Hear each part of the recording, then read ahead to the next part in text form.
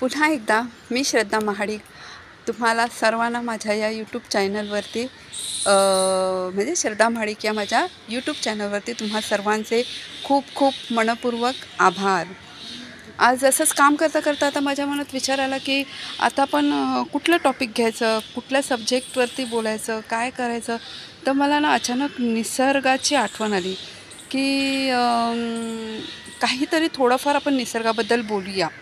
आता काय करायचं, काय बोलायचं बरं. तर आता हा बघा ना किती मस्तपैकी मी तुम्हाला दाखवतो आहे.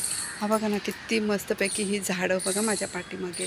बघा किती मस्त अवतीभोवती किती निसर्ग मस्त खुललेला दिसतो आहे. हे बघा तुम्ही झाडं बघू शकता. ही बघा हा हे नारळाचं झाड, परत हे मला वाटतं खाली आहे बदामाचं झाड, त्याच्यावर कावळा बसलाय उडाला. त्याच्यानंतर हे मला वाटतं अशोकाचं झाड आहे, पुढे सुपारीची झाडं आहेत. म्हणजे तुम्ही बघू शकता की निसर्गामध्ये एवढी विविध प्रकारची झाडं आहेत. निसर्गाची किमया न्यारी म्हणतात ना, ते काही खोटं नाही. बघा ना निसर्गामध्ये किती प्रकारची वनौषधी. आपण आजारी पडलो तर या निसर्गातूनच आपल्याला वनौषधींची प्राप्ती होते ना. कितीतरी प्रकारची फळं.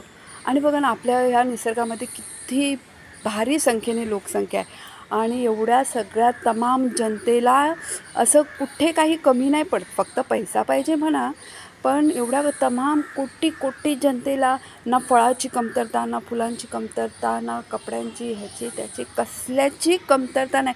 ती सगळी कमतरता निसर्ग कसा काय पुरवतो ना, ह्याचा विचार केला तर खरंच बापरे. मग असं आठवतं की खरंच बाबा निसर्गाची किमया न्यारीच न्यारी. हा हा हा हा खरंच किती प्रकारचे. आता आपणच बघा ना ट्रेनमध्ये गेलो, बसमध्ये गेलो किंवा आपल्या अवतीभोवती पण कितीतरी चेहऱ्याची माणसं आपल्याला भेटतात. म्हणजे असं नाही की आपल्याच चेहऱ्याची आपण आपल्याच अवतीभोवती खूप माणसं बघतो, म्हणजे असं मग आपणच आपल्याला ओळखणं मुश्किल होईल असं. पण नाही, म्हणजे निसर्गाने कसं ना, खरंच बाबा काय बोलावं मला सुचत नाही निसर्गाबद्दल. खूप बाबा निसर्गाची किमया ना खूपच न्यारी. मी तर निसर्गाला देवच मानते. निसर्ग हाच देव आहे. बघा ना तुम्ही इथे बघू शकता या एका झाडावरती ना मस्तपैकी 2 कावळ्यांची जोडी मस्त. आता तुम्हाला दिसेल की नाही मी दाखवण्याचा प्रयत्न करते. तर मस्त ते झाड पण एवढं वेगळ्याच प्रतीचं कोणतं आहे काय माहिती नाही मला, पण मस्त. मला वाटतं पावसाची तयारी करत आहेत. ते 2 पक्षी त्यांच्या चोचीमध्ये काट्या बिट्या मला दिसत आहेत. तुम्हाला मी दाखवण्याचा प्रयत्न करते. हे बघा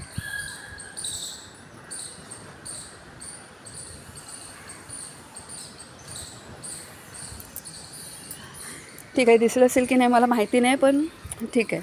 तर आणि काय बोलू ना निसर्गाबद्दल, काय बोलायचं. पण या साठी आपण बाबा काहीच करत नाही. हे आपण तर निसर्गाशी एवढं क्रूर वागतो ना, एवढं क्रूर वागतो यार. किती की काय आपण बघा ना आपल्या निवाऱ्यासाठी, घर बांधायसाठी झाडांची वृक्षांची किती प्रमाणात आपण वृक्षांची छाटणी करतो, वृक्षतोड करतो, झाडांची तोड करतो. जिकडे तिकडे बघावं तर झाडं आपल्याला कमीच दिसतात आता हल्ली. पण सिमेंट कॉन्क्रीटची घरं एवढी वाढली आहेत ना, काय बोलायचं ह्या लोकांना की नाही हो नाही असं करू नका. झाडं लावा, झाडं वाढवा. आता हे वृक्ष बघा तुम्हाला सांगते, वृक्ष म्हणजे झाडं जर अशी कमी होत गेली तर पाऊस कसं पडणार हो. पाणी पण आता असं येतं आहे की किती थोडं पाणी मध्ये आपल्याला गुजारा आता करावा लागतो आहे.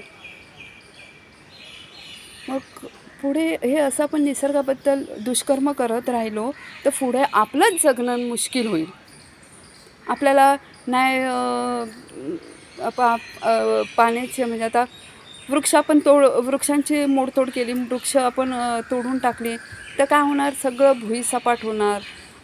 त्याच्यामुळे गरमी उष्णता एवढी वाढणार, पाऊस पडणार नाही, खाण्याचे वांदे होतील. कसं काय होणार हो. तेव्हा लोकांनो तुम्ही जागृत व्हा, जागे व्हा आणि जेवढं शक्य होईल एक तरी झाड लावा यार, एक तरी झाड लावा. आणि नुसतं जाऊन सोडून देऊ नका. त्याला आपल्या मुलाप्रमाणे वाढवा, जतन करा त्याचं.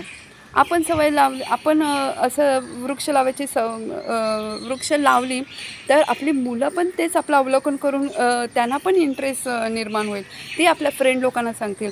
मग असं असं असं असं करत करत पुन्हा रामराज्य येईल आणि पुन्हा आपण निसर्गामध्ये मस्तपैकी वावर करू आणि मुबलक प्रमाणात पाऊस पडेल. आता बघा ना, अर्धा जून सरत आला तरी पावसासाठी आपण वाट बघतोय. अजूनही किती उकाडा पडतो. पहिलं कसं मिरग लागला, 7 जूनला काही मिरग लागतो वगैरे असं म्हणतात जुनी माणसं. 7 तारखेला 7 जूनला पाऊस पडायचाच पडायचा. वटपौर्णिमेला आम्ही बायका जसं वडाची पूजा नवऱ्यासाठी करायला जायचो ना, म्हणजे आम्ही बायका हां, आणि आमच्या आजी, आमच्या अगोदरची पिढी, त्यांच्या अगोदरची पिढी जशी वटपूजाला जायची ना, तर वाट बघायला लागायची, पाऊस कधी जातोय, पाऊस कधी जातो. म्हणजे प्रचंड पाऊस पडायचा. आणि आता यार अजून जून सरत आला तरी पावसाचा पत्ता नाही आणि एवढा उकाडा होतोय ना. हे का? आपल्याचमुळे. आपलेच भोग आपल्याला भोगावे लागत आहेत यार. त्याच्यासाठी मी एवढंच म्हणेन की निसर्गाची जतणूक करायची, निसर्गाला मदत करायची आपल्याच हातात आहे. त्यासाठी झाडे लावा आणि ती झाडे जगवा आणि झाडांवर, निसर्गावर खूप सारं प्रेम करा. मग काय कराल ना? हो हो, नक्कीच करायला पाहिजे आपल्याला.